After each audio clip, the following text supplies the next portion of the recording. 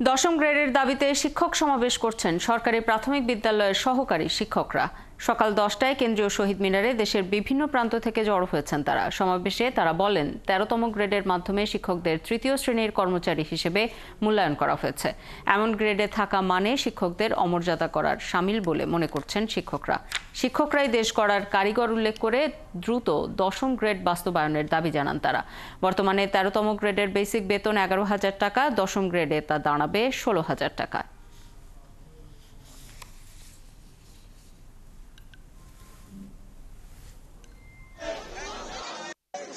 13তম grade হচ্ছে আমাদের তৃতীয় শ্রেণীর মর্যাদার। আমরা শিক্ষকরা তৃতীয় শ্রেণীর মর্যাদা থাকতে চাই না। আমরা আমাদের দশম গ্রেড বাস্তবায়নের জন্য আমরা এখানে সমবেত হয়েছি। আমাদের ন্যায্য দাবি দশম গ্রেড। আমরা চাই স্বল্প সময়ের মধ্যে আমাদের দশম গ্রেড বাস্তবায়ন হোক। একজন শিক্ষক তৃতীয় শ্রেণী হয়ে কিভাবে প্রথম শ্রেণীর একজন মানুষ তৈরি করবে, এটা আপনাদের কাছে দাবি। সরকারি প্রাথমিক বিদ্যালয়ে সহকারী শিক্ষকদের বেতনে দশম গ্রেডের দাবিতে শহীদ মিনারে শিক্ষক সমাবেশ চলছে। সেখানে আছেন সহকর্মী মাইনুল মারুফ। বিস্তারিত জানাতে যোগ দিচ্ছেন তিনি। মাইনুল, শিক্ষকরা কি বলছেন? সার্জিস আলমের সেখানে যোগ দেবার কথা রয়েছে, তিনি কখন আসবেন?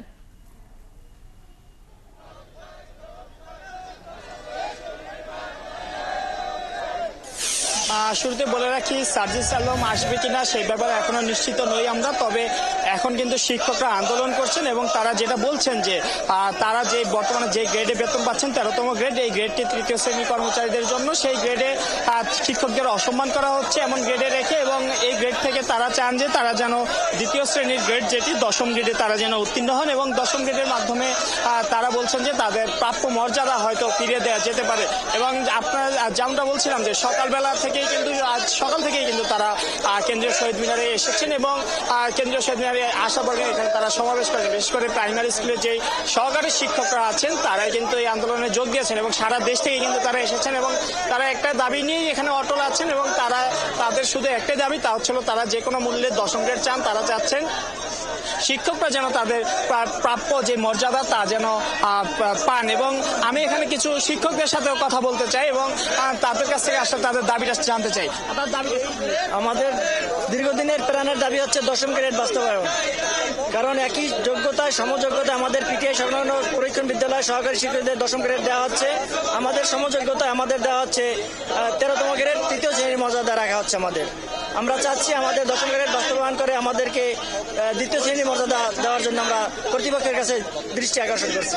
যেমনটা বলছিলাম, ওনারা কিন্তু সেই একই দাবি, আমি যেটা বলছিলাম যে বর্তমানে যে গ্রেডটি পাচ্ছেন এটিকে তৃতীয় শ্রেণীর কর্মকর্তাদের গ্রেড হিসেবে তিনি বলছেন এবং দশম গ্রেডের মাধ্যমে তারা হয়তো দ্বিতীয় গ্রেড নিয়ে সমর্যাদার গ্রেড পাবেন এবং সেই দাবিতে কিন্তু তারা আজকে আন্দোলন করছেন। এবং আমি আরো একজনের সাথে কথা বলতে চাই এবং তার কাছ থেকে তাদের দাবিটি শুনতে চাই। আমাদের এই দাবি হলো, আমরা সরকারি প্রাথমিক বিদ্যালয়ের সহকারী শিক্ষক, আমাদের ন্যায্য দাবি দশম গ্রেড। এটা আমাদের শুধু ন্যায্য দাবি না, এটা আমাদের অধিকার। সেই অধিকার থেকে আমরা দীর্ঘদিন ধরে বঞ্চিত।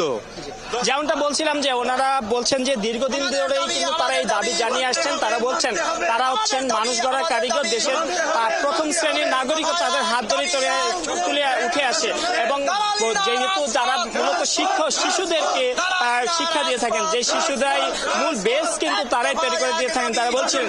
এবং সেই বেস যারা তৈরি করেন তারাই যদি না রাষ্ট্রের তৃতীয় শ্রেণীর নাগরিক হয়ে থাকেন তাহলে এটা রাষ্ট্রের জন্য অপমানকর, তারা এমনটাই বলছিলেন। এবং সকাল থেকে দেখতে পাচ্ছেন পুরো শহীদ মিনার ধরে কিন্তু কয়েকশো শিক্ষক, সারা দেশে কয়েক হাজারের মতো হবে শিক্ষক কিন্তু এখানে এসে উপস্থিত হন এবং এই দাবিতেই অটল আছেন। এবং পাশাপাশি তারা আরেকটি দাবিও তুলেছিলেন, তাদের প্রমোশনের, শিক্ষকদের শতভাগ প্রমোশনের এক দাবিও ছিল। তবে তারা বলছেন যে সেই দাবিটি পরে দেখার বিষয়, তবে এই মুহূর্তে সবচেয়ে বেশি দরকার শিক্ষকদের একটি মর্যাদা পুনর্নির্ধারণ করা, যেটি যার দাবিতে মূলত তারা আজকের এই কর্মসূচিটি পালন করছেন। আপনি খবর রাখতে থাকুন নিশ্চয়ই, এরপরে আরো তথ্যের জন্য ফিরবো পরবর্তী সংবাদ সংযোগে আপনার কাছে।